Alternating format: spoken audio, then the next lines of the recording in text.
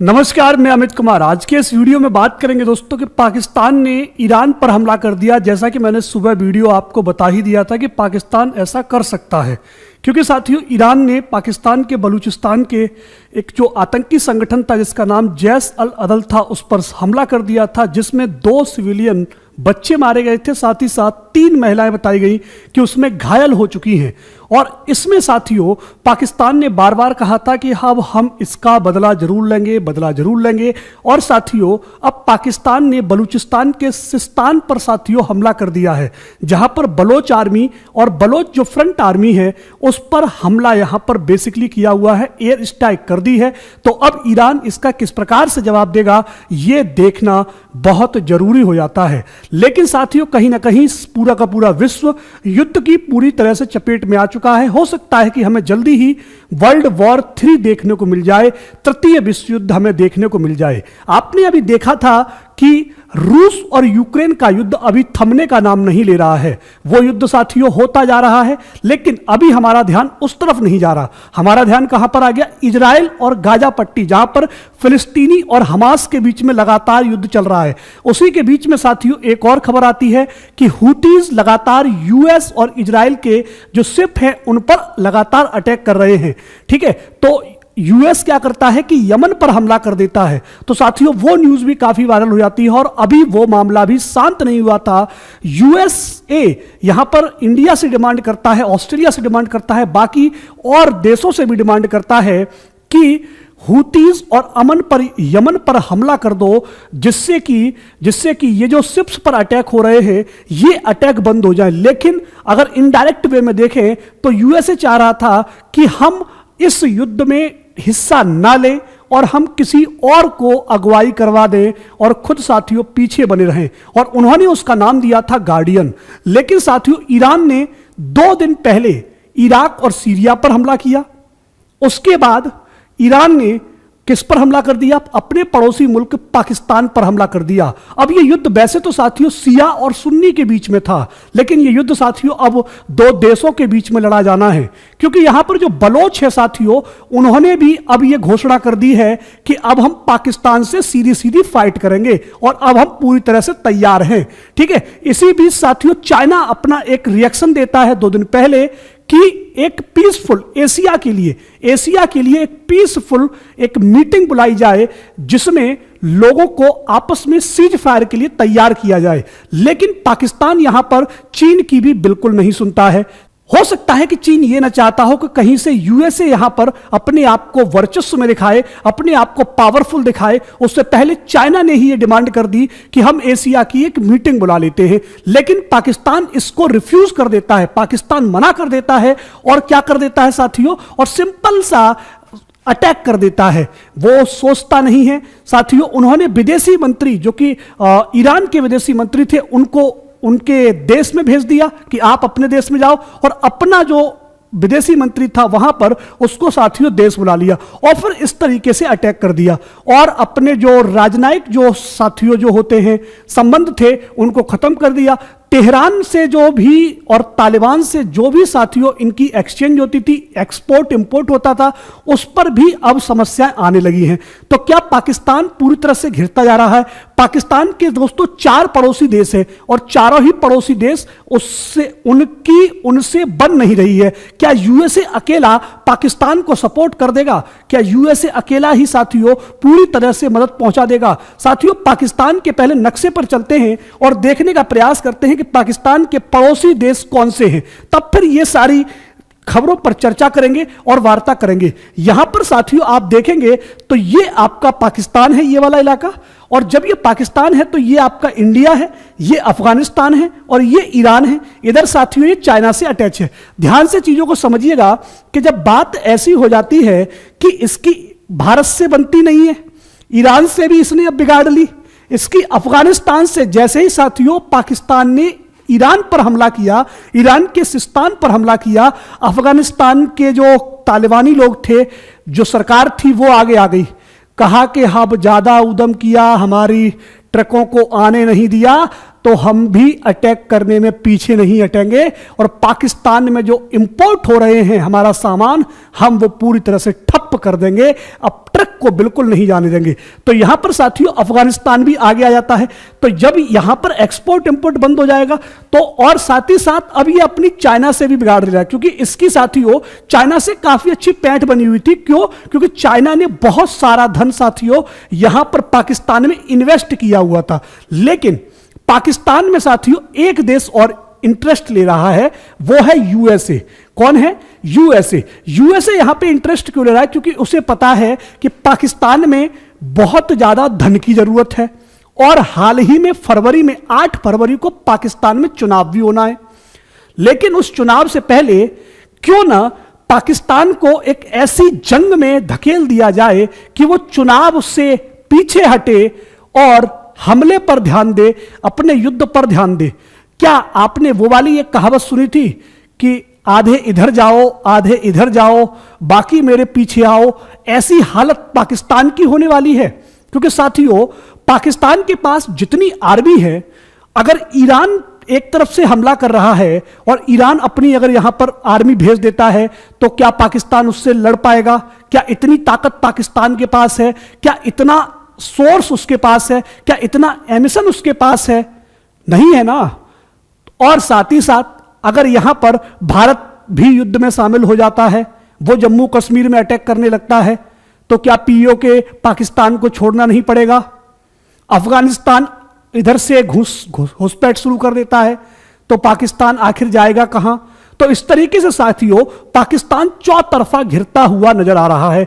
इधर साथियों चीन से बिगड़ने पर हो सकता है कि जिम कॉन्ग भी कुछ ना कुछ ऐसा ऐलान कर दें कि तुमने हमारी बात नहीं मानी, तुम मरो, अब तुम मरो, अब हम तुम्हें बचाने नहीं आएंगे। क्योंकि अब तक क्या था, चीन का एक मेन मोटो है, वो ये चाह रहा था कि यहां से अगर ये सारे देश मेरे कब्जे में आते रहेंगे या मुझसे इन्फ्लुएंस होते रहेंगे तो मैं यहां तक का एरिया कवर कर लूंगा और फिर धीरे धीरे अपना वर्चस्व बढ़ाता रहूंगा। ठीक है, हर देश की यही चालाकी होती है, या हम कहें कि हर व्यक्ति की यही चालाकी होती है कि वो अपने पड़ोसी देश से बिगाड़ना नहीं चाहता। वो चाहता है जब मैं पड़ोसी से बनाकर रखूंगा तो उसके पड़ोसी से भी मेरी बनी रहेगी और मैं वहां तक पहुंच सकता हूं। ठीक है, लेकिन जब पाकिस्तान क्या करेगा, यहां से कट आउट कर लेगा तो फिर साथियों चीन के सामने समस्या आ जाएगी। दूसरी चीज क्या है कि पाकिस्तान साथियों चीन के सबसे विरोधी धुर विरोधी को अपने यहां पर पनाह दे रहा है। हो सकता है कि यूएसए ने कह दिया हो कि ले जाओ, तुम 1 बिलियन ले जाओ, हम पूरा एमिशन दे देंगे, पूरा हथियार दे देंगे, बस तुम जाके ईरान पे युद्ध कर दो, चढ़ाई कर दो। हो सकता है ऐसा भी किया हो, लेकिन भारत ने साथियों यहां पर बहुत ही अच्छा स्टैंड लिया। भारत ने एक ही बात कही कि हर देश की अपनी मंशा होती है डिफेंस करने की, वो किस प्रकार से अपनी सुरक्षा करता है ये बहुत मायने रखता है। ठीक है, यही बात मैंने आपको इससे पहले वाले वीडियो में आपको बताई हुई थी। यहां पर आपको मैं वो कुछ कोट्स दिखा देता हूं जो अलग अलग सरकारों के द्वारा दिए जा रहे हैं कि पाकिस्तान को थोड़ा संयम से काम लेना चाहिए, ईरान को भी और पाकिस्तान को भी, दोनों को ही संयम से काम लेना चाहिए। आपसी युद्ध में केवल नुकसान अपने राष्ट्र का होता है, किसी और का नहीं होता है। दोनों देशों को ठंडे दिमाग से बैठ करके विचार करना चाहिए कि अगला स्टेप क्या होगा। ठीक है, ऐसी ही कुछ यहां पर आप देख पाएंगे जहां पर कहा गया कि it is a regrettable that it is happening between friendly SCO countries. ये बहुत ही अच्छे और घनिष्ठ मित्र के तौर पर रहे हैं, घनिष्ठ दोस्त रहे हैं, और इन दोनों के बीच में इस प्रकार का युद्ध साथियों बड़ा ही खतरनाक है। अब यहां पर मैं आपको मैप पे लेके चलूंगा, तब चीजें आपको क्लियर होंगी कि यहां पर अमेरिका इंटरेस्ट क्यों ले रहा है और उसने क्यों ऐसा कहा होगा। तो चीजों को समझते हैं। एक वीडियो मैंने आपका बनाया था साथियों जिसमें मैंने बताया था कि हूतीज कौन है और यमन पर यूएस और ब्रिटेन ने क्यों हमला कर दिया है। तो साथियों यह है आपका यमन, ठीक है, समझिएगा। और यहां पर जो हूती हैं, कौन है जो हूती हैं, वो बताए जाते हैं कि ईरान के द्वारा प्लेस किए गए हैं। ठीक है, मतलब ईरान से इन्फ्लुएंस है, ईरान इनको फंडिंग करता है। तो हो ये रहा था कि ये जो आपका रेड सी है, इस रेड सी पर साथियों जो भी यूएस के, इजराइल के या ब्रिटेन के जो भी जहाज पास हो रहे थे, इवन इंडिया का भी, इंडिया के भी इन्होंने अटैक कर दिया। ठीक है, इन्होंने किया कि यूएस ने किया, इसका दावा नहीं है, लेकिन अटैक हुआ।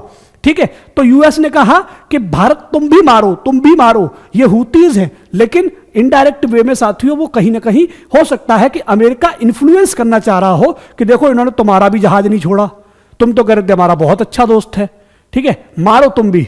ठीक है, लेकिन यहां पर जो भारत है साथियों, इन्होंने कहा अभी वेट एंड वॉच, केवल हम देखेंगे और देखेंगे, इंतजार करेंगे और देखेंगे। ठीक है, तुम मरो तुम लड़ो। ऑस्ट्रेलिया ने भी कह दिया तुम मरो तुम लड़ो, हमसे कोई मतलब नहीं है, हमारी लड़ाई नहीं है। और अमेरिका हमेशा से यही करता रहा है कि दूसरे के कंधे पर बंदूक रख के चलाता रहा है, यही यहां पर इसने किया था। ठीक है, जिसमें मैंने आपको बताया था कि गार्डियन इन्होंने एक भेजा हुआ था कि भैया गार्डियन में अपने अपने सभी सेनाएं भेजो, हम भी आ रहे हैं, तुम भी आओ और मारपीट कर लेते हैं यमन के साथ, हुतीज के साथ, ईरान को भी तबाह कर देंगे। ठीक है, लेकिन ऐसा नहीं हुआ। अब साथियों अमेरिका ने क्या किया, अमेरिका ने इनको ग्लोबली साथियों जो हुतीज हैं इनको आतंकवादी घोषित कर दिया है। इसको आतंकवादी घोषित करने का एक ही रीजन है, क्योंकि वो जो अटैक हो रहे हैं वो इजराइल और यूएस के शिप्स पर किए जा रहे हैं, इसका रीजन भी है। ठीक है, इसके रीजन पर फिर कभी चर्चा करेंगे, पहले समझते हैं ये साथियों यमन है और ये कहां से है, यहां पे, तो यहां पे कौन लोग हैं, यहां पे सिया लोग हैं, यहां भी सिया लोग हैं, लेकिन ये जो इलाका है ये सुन्नी का इलाका है। ठीक है, और बलूचिस्तान की जो ईरान में जो जनसंख्या है वो 20 लाख के आसपास है, जबकि पाकिस्तान में जो जनसंख्या है वो 70 लाख के आसपास है। तो जो बलोच आर्मी है वो कह रही है अब हम घुस के मारेंगे। तो इसके लिए साथियों जो ईरान का ये वाला इलाका है और पाकिस्तान का ये वाला इलाका है, इस इलाके में धरना प्रदर्शन शुरू हो गया है। मतलब प्रदर्शनकारियों ने प्रदर्शन करना शुरू कर दिया है कि हम अब पाकिस्तान किस किस से भिड़ेगा, समझ में नहीं आ रहा है, वो ईरान की आर्मी से भिड़ेगा या अपने देश में जो बलोच आर्मी है उससे भिड़ेगा। तो यह बहुत बड़ा प्रश्न उठ रहा है। साथ ही साथ इधर अफगानिस्तान ने भी अगर थोड़ी सी हलचल कर दी तो फिर साथियों पाकिस्तान आखिर करेगा क्या, अपना चुनाव देखेगा या आर्मी को संभालेगा। और लगातार साथियों पाकिस्तान क्या कर रहा है, अपने जो एयरप्लेन्स हैं जो भी साथियों उसके हैं वो यहां पर लगातार उड़ा रहा है और इस इलाके में आर्मी की बहुत तगड़ी मूवमेंट हो रही है। लेकिन यह भी पाकिस्तान सोच के चले आगे के लिए कि आगे उसे किसका साथ चाहिए। भाई जब आप अपने पड़ोसी से ही बिगाड़ लोगे, चौतरफा पड़ोसी से बिगाड़ लोगे, चौतरफा से अगर खिंचाई हुई तो फिर आखिर जाओगे कहां, बचोगे कहां तुम। पहले ही तुम्हारा साथियों पाकिस्तान पहले ही बांग्लादेश में टूट चुका है। अगर साथियों बलोचिस्तान जो कि 1944 में जो कि एक फ्री कंट्री था और उसने वही मांग कर ली कि मैं फ्री रहूंगा, मैं इंडिया के साथ जाऊंगा या मैं ईरान में सम्मिलित होऊंगा, तब कहां जाओगे। और यह डिमांड साथियों बलूचिस्तान कई बार कर चुका है। यह बात पाकिस्तान क्यों भूल जाता है। अगर साथियों पाकिस्तान से बलूचिस्तान अलग होता है तो पाकिस्तान पूरी तरह से तिलमिला जाएगा, बहुत ही कमजोर हो जाएगा। क्यों? क्योंकि जो बलूचिस्तान का जो पाकिस्तान में जो एरिया आता है यहां पर सोना चांदी लोहा, ठीक है, जितने भी खनिज मिलते हैं, तेल मिलता है, कोयला मिलता है, सब कुछ साथियों इसी इलाके में देखने को मिलता है बलूचिस्तान वाले में, जहां पर 70 लाख की आबादी भी रहती है और यह प्रदर्शन भी कर रही है। अगर यही तुम्हारे खिलाफ चली गई तो साथियों जंग किससे किससे लड़ोगे। तो सबसे पहले तो आपको अपने देश में पहले समझना चाहिए कि हमारा देश आखिर क्या चाहता है। इन्होंने साथियों क्या कर रखा है, इमरान खान को भी साथियों जेल में बंद कर रखा है। ठीक है, और ये चुनाव कराना चाहते हैं। इमरान खान को जो कि एक क्रिकेटर थे उनको जेल में बंद रखे क्योंकि वो प्रसिद्ध हैं साथियों और उनकी बात को वहां की जनता भी सुनती है और उन्होंने बहुत सही से काम करना शुरू किया था पाकिस्तान के अंदर, लेकिन वो साथियों आर्मी को पसंद नहीं आता है और वो उठा करके उन्हें जेल में डाल देती है, उनकी पार्टी को भी तहस नहस करने के काम शुरू कर देती है। ठीक है, तो ये सब कुछ यहां पर देखने को मिल रहा है। पाकिस्तान में खुद की शांति नहीं है, दूसरों की शांति भंग करने में लगे हुए हैं। यहां पर देशियों ये पाकिस्तान के इस स्टेप से पूरे के पूरे साथियों एशिया में हलचल मच गई है कि कहीं कुछ बड़ा ना हो जाए और कहीं साथियों किसी का अहित ना हो जाए। हो सकता है क्योंकि कुछ देश साथियों क्या है न्यूक्लियर वाले हैं तो कहीं वो बोना छोड़ दें। ठीक है। ईरान में साथियों क्या है, ईरान के पास परमाणु नहीं है, लेकिन उनके पास जज्बा है, लड़ने का जज्बा है, छीनने का जज्बा है और अपने साम्राज्य को बढ़ाने का जज्बा है। तो अगर ईरान उस चीज पर उतारू हो गया तो फिर साथियों बलूचिस्तान फिर से फ्री हो सकता है, अलग हो सकता है। यहां पर आप देखिएगा, ये कुछ अपडेट्स है, इन पर मैं आपकी थोड़ी सी टिप्पणी और नजर दौड़ा देता हूं। पाकिस्तान ईरान की news, Islamabad on extremely high alert, क्योंकि साथियों क्या हुआ है, वही चीज, अटैक चल रहा है तो ईरान भी अब बदला लेगा। तो उन्होंने कहा भैया जगते रहो, सतर्क रहो, बहुत ज्यादा सीरियस कंडीशन हो गई है, कोई किसी को बचा नहीं पाएगा, बच के रहो, दुबक के रहो। Any miss adventure by Tehran will be, मतलब मैंने आपको बताया ना, ईरान के अंदर जो तेहरान जगह है वहां से कुछ भी हो सकता है, कहीं से भी मिसाइल फूट सकती है, फट सकती है, ठीक है। और इन्होंने जो अटैक किया था वो इन्होंने कहा किया था, सिस्तान पर किया हुआ था, जिसमें लगभग 11 लोग मारे गए हैं, 11 सिविलियन। यहां पर साथियों यूएस ने क्या कर दिया, यूएस ने जो यमन है, हूतीज हैं, इनको ग्लोबल टेररिस्ट बोल दिया है। अब जब इनको ग्लोबल टेररिस्ट बोल दिया तो क्या हुआ, ये हूती साथियों कमजोर ही नहीं पड़ रहे हैं, इनको यूएस ने 3 बार अभी तक मार चुका है, ठीक है। अब इनको ग्लोबल टेररिस्ट भी बोल दिया, लेकिन फिर भी ये यूएस का जहाज हो या इजराइल का जहाज हो, ये साथियों उन पर लगातार अटैक कर रहे हैं, कहीं से भी अपने आप को कमजोर नहीं पड़ने दे रहे हैं। आप इस बात को समझ लीजिए, यूएस बार बार इन पर कोशिश कर रहा है कि इन पर लगाम लगाई जाए, केवल किस लिए, जिससे कि ईरान को थोड़ा शांत किया जा सके, ईरान को शांत किया जा सके और वो इजराइल को मदद पहुंचा सके, बस इसलिए, समझ गए। तो जो फिलिस्तानी और जो हमास के बीच में जो गाजा पट्टी पर जो चल रहा है ना, क्योंकि वहां पे वो चाहता है कि हमारा एक कैंप बन जाए, वहां पर भी हमारी घुसपैठ हो जाए, तो फिर हम वहां से ईरान पर भी नजर रख पाएंगे, वहां से हम सऊदी अरेबिया पर भी नजर रख पाएंगे, मतलब एशिया पर भी हम आसानी से नजर रख पाएंगे। उधर रूस और यूक्रेन का जो युद्ध था वो अभी थम नहीं रहा है, वहां भी लगातार युद्ध चल रहा है, ठीक है, उसमें यह खबर और जुड़ जाती है। तो इस तरीके से लगभग साथियों आप देख पाएंगे कि पूरा विश्व यहां पर क्या हो रहा है, युद्ध की चपेट में आ रहा है। तो भारत हो गया, ऑस्ट्रेलिया हो गया, ठीक है, ये क्या चाह रहे हैं, ये चाह रहे हैं कि कैसे भी करके अभी थोड़ी सी शांति हो जाए, तब फिर कुछ किया जाए। इसलिए साथियों कोई भी देश, अभी आप देख रहे होंगे, किसी भी प्रकार की टीका टिप्पणी से भी बच रहा है, वो सीधा कह रहा है कि ये 2 देशों का मामला है। वैसे तो हम ये चाहेंगे कि दोनों शांति से रहें, लेकिन अगर लड़ रहे हैं तो अभी हम इसमें कूदेंगे नहीं, हमारी और उनकी अभी कोई लड़ाई नहीं है, मतलब जंग में शामिल होना नहीं चाह रहा है। बाइडेन दोस्तों, जो कि आप जानते हैं अमेरिका, ठीक है, वहां भी चुनाव होना है, तो वो भी चाहते हैं कि मैं इनडायरेक्ट वे में शामिल हूं, डायरेक्ट में शामिल कहीं ना हूं, ठीक है। इसलिए साथियों वो डायरेक्ट न कूदते हुए दूसरे देशों को प्रवोक कर रहे हैं कि तुम लड़ो, हम तुम्हें हथियार देंगे, तुम लड़ो, हम तुम्हें जरूरत का सामान देंगे। और उसमें साथियों पाकिस्तान फंस चुका है। अब पाकिस्तान फंस तो दोनों तरफ से गया, इधर चाइना से भी फंस गया और उधर अमेरिका से भी फंस गया। तो अब उसकी मजबूरी यह बन जाती है कि अगला स्टेप वो क्या ले। अगर वो यूएस का साथ देता है, मतलब अमेरिका का साथ देता है, तो फिर साथियों चाइना यहां पर अपने आप को पीछे कर लेगा। और फिर साथियों क्या होगा, आप जानते हो कि अगर चाइना भारत को प्रवोक करेगा तो फिर साथियों यहां पर जो कश्मीर वाला मुद्दा है वो और अधिक हल हो जाएगा। समझ गए होगे आप मैं क्या कहना चाहता हूं, ठीक है। यहां पर प्लेइंग विद फायर, बाइडेन कहते हैं कि भैया प्लेइंग विद फायर कर रहे हो तुम लोग, मतलब हूतीज को उन्होंने कहा है कि तुम आग से खेल रहे हो, ये आग तुम्हें जला देगी। लेकिन हूतीज साथियों बचपन से ही उसी चीज को देखते हुए बड़े हुए हैं, ठीक है, वो बंदूक वाले ही हैं, वो उन सब चीजों को चलाना जानते हैं।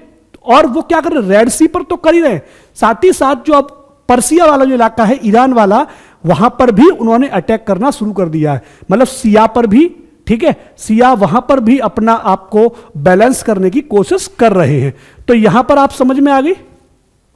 अब चलते हैं यहां पर साथियों मैंने आपको बताया कि ये जो कमेंट किया था ये रसिया के जो फॉरेन मिनिस्ट्री है उन्होंने किया था, लेकिन टर्की का भी साथियों यहां पर अपडेट आ चुका है और उन्होंने कहा कि मैंने दोनों ही देशों में कॉल किया है और दोनों ही देशों से शांति से विचार करने के लिए कहा है। यह बात मैं अपनी तरफ से नहीं कह रहा हूं, यहां पर आप देख लीजिएगा, यहां पर कहा है कि brotherhood based on mutual respect, ठीक है, territory integrity of the countries, ठीक है, यहां पर बिलीव शुड बी, यहां पे क्या कहा है, we believe the problem should be resolve with an understanding of a friendship, मतलब आपसी सहयोग से ही, आपसी मित्रता से ही जो दोनों देश की जो तनावपूर्ण स्थिति है वो सुधर सकती है। और यहां पर इन्होंने एक चीज कही, Turkish foreign minister हकान Fidan after holding call with both side, उन्होंने कहा दोनों को मैंने कॉल किया है और दोनों से यही अपील की है कि शांति से सोच लो, बैठ के विचार कर लो, वरना हालात बद से बदतर हो जाएंगे दोनों ही देशों के। ठीक है, तो यहां पर इस तरीके से पूरा का पूरा विश्व साथियों चपेट में ना आ जाए, बस इसी चीज से बचने का प्रयास करना है। और देखते हैं, यहां पर हमें अपनी गवर्नमेंट का भी साथियों सपोर्ट करना चाहिए। अब मुझे कहना इसलिए पड़ रहा है, ठीक है, क्योंकि हम भारतीय लोग हैं और यही चाहेंगे कि भारत देश यहां पर किसी भी प्रकार के युद्ध में ना पड़े, क्योंकि जब साथियों एक देश युद्ध में पड़ जाता है तो उस देश का विकास साथियों कम से कम 20 साल के लिए वो पिछड़ जाता है। और हम यही चाहते हैं कि देश आगे बढ़े, पीछे की तरफ मुड़ करके ना देखे, जो हमने अंग्रेजों के समय से अब तक साथियों निकलने में लगा दिया।